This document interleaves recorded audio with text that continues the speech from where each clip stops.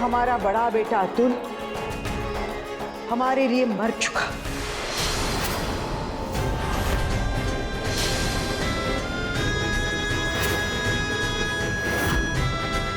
ये अपनी दूसरी औरत और नाजायज बच्चे को लेकर जहां जाना चाहता है जा सकता है।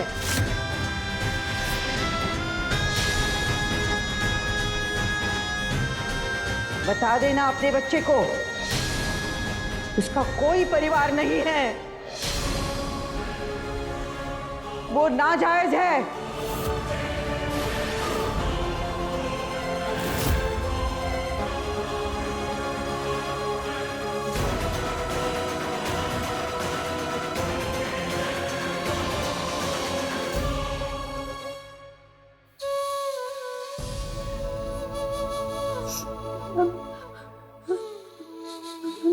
सॉरी अनुप्रिया,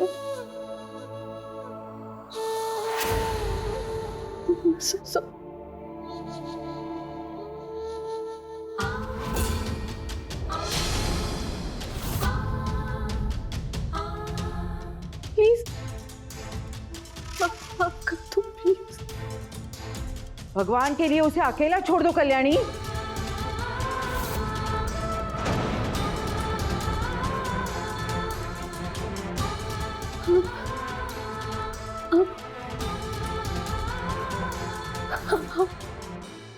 दादी है मेरी।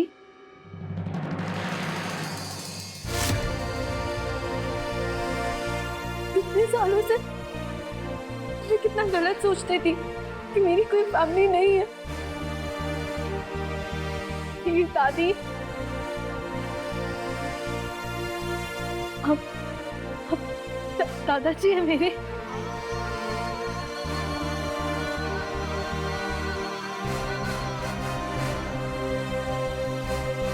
चाचा, चाचा, चाची, मेरे पास तो पूरी फैमिली है।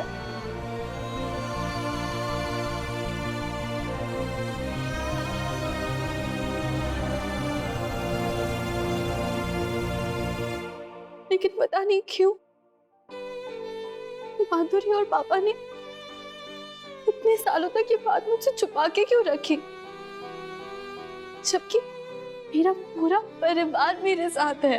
पूर्ण विराम।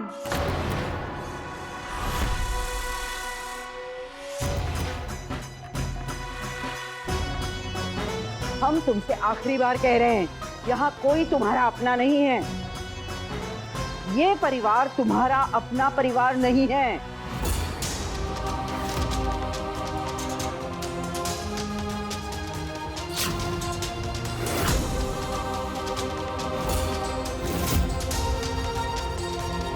जिस दिन अतुल ने माधुरी के साथ इस घर की चौखट पार कर दी थी, उसी दिन हमारा उसके साथ रिश्ता खत्म हो चुका था। तो उसकी नाजायज औलाद के साथ हमारा कैसे रिश्ता हो सकता है?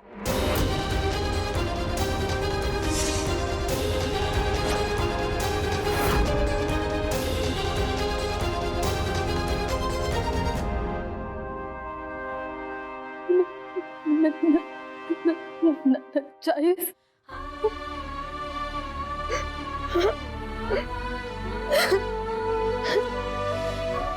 कल्याणी,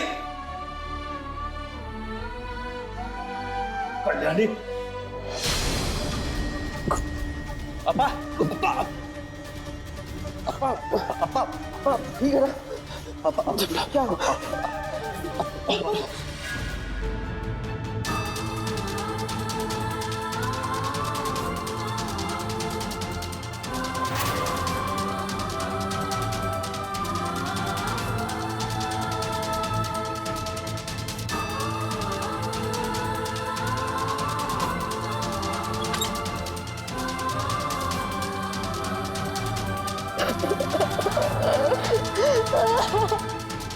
कल्याणी,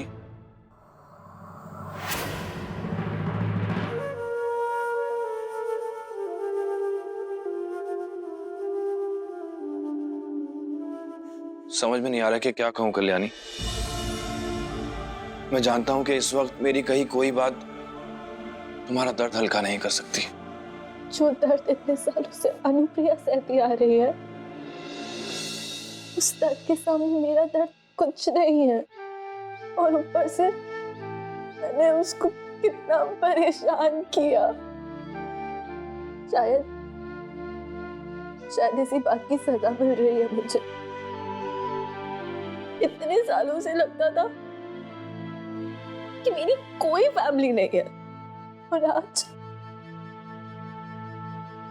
मेरी फैमिली मेरे पास होने के बावजूद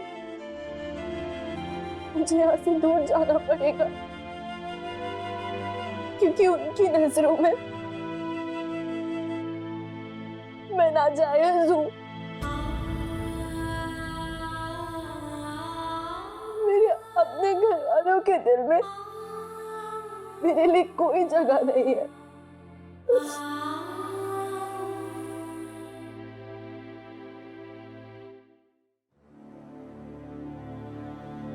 आप समझने की कोशिश कीजिए, कल्याणी अतुल और माधुरी की नाजायज औलाद है।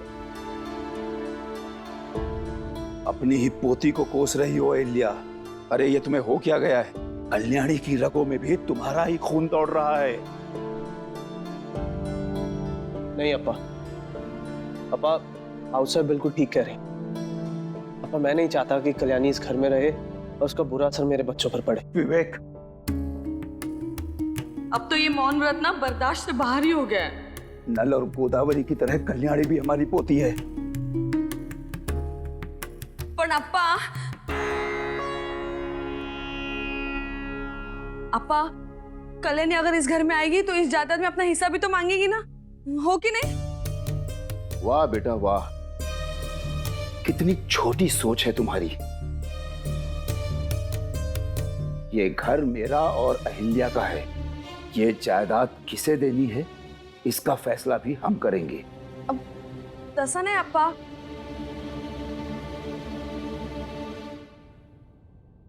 उस कल्याणी की वजह से मौन व्रत भी तोड़ना पड़ा और डांट भी पड़ी।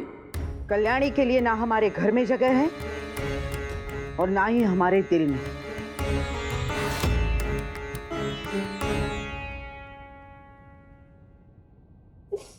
कल्याणी, ये लो पानी पी लो।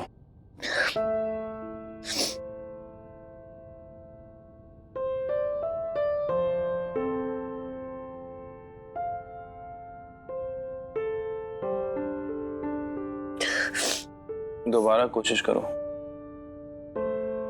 थोड़ी मेहनत लगेगी लेकिन खुल जाएगा।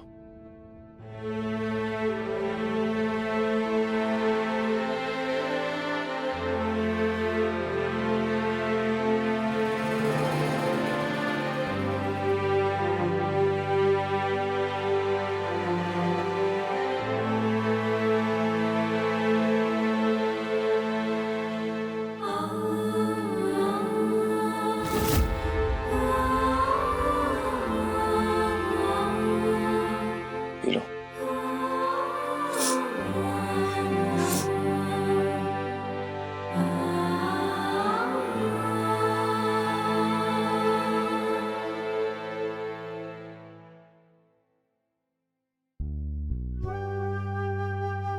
एक बात हमेशा याद रखना कल्याणी, रिश्ते हमेशा दो चीजों से चलते हैं, एक उम्मीद और दूसरी जिद। रगों में बहता खून तो सिर्फ बहाना है। लेकिन मुझे नहीं लगता कि वो मुझे कभी एक्सेप्ट कर भी पाएंगे या नहीं। मुझे चले ही जाना चाहिए। मुझे लगता है तुम्हें रुकना चाहिए। लेकिन किसके लिए? माई के लिए।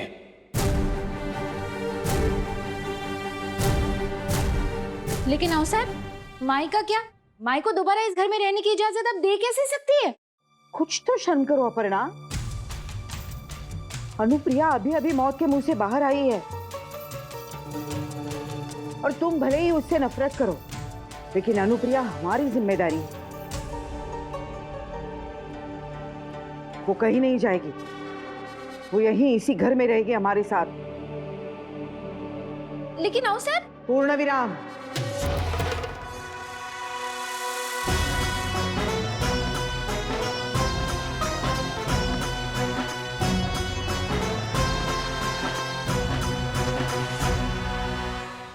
अनुप्रिया ने तो हर मुश्किल का सामना करके मेरी जिम्मेदारी ली, लेकिन आज मैं अनुप्रिया की हर मुश्किल का जिम्मेदार अपने आप को मानती हूँ। अपने माँ बाप की गलतियों का बोझ उठाकर मैं उनका सामना कभी नहीं कर पाऊंगी। हालात गलत हो सकते हैं कल्याणी, लेकिन माँ बाप कभी गलत नहीं होते। माई से इतनी नफरत करने के बावजूद भी तुमने माई की जान बचाई। अब ये माँ बाप की दी हुई परवरिश नहीं तो और क्या है? उस घर में आओ साहब के अलावा माई की कोई कदर नहीं करता, लेकिन शायद आओ साहब के लिए भी माई सिर्फ एक जिम्मेदारी है। सालों से माई लोगों के कड़वे शब्द और धुतकार अपने आंचल में छुपाती आई है, लेकिन तुम्हें देखकर मुझे वो संतान नजर आती है जिसका माई के आंचल को सालों से इंतजार है। और किसी के लिए ना सही, माई के लिए रुक जाओ कल्याणी।